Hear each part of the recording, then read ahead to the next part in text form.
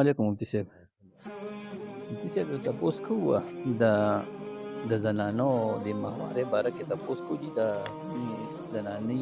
دي چې زمونږ د روژې دې پوره شي نو دې لپاره دې څه ګولۍ استعمال کړي یا څه نور څه دوايانې چې ستن من استعمالوي نو دې دا د روژه کې دا جایز دي که نه دې په باره کې راته ووایه. جزاک الله. او دا یو اهمه مسله ده. نو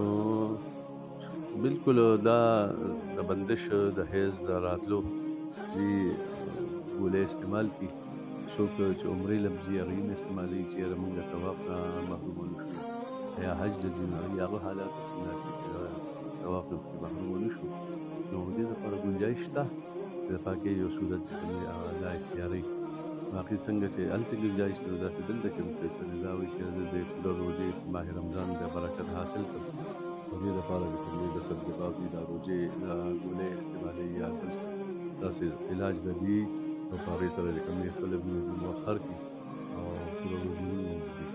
دا یو ښکلې جذبه ده یو ښه لغړی او دې باندې هېڅ اثر نه کوي په روژه پرېوځي او د دې لپاره به اجر به مومي ځکه چې دې به په رمضان المبارک کې اصل میاشت به د روژې د هغې لپاره یې را سیټ کړي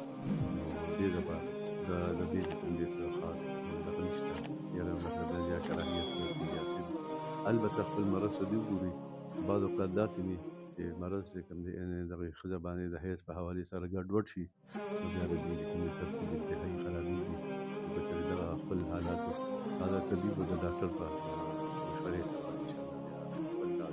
باقي شدید توضیح هېڅ قباحت نشته.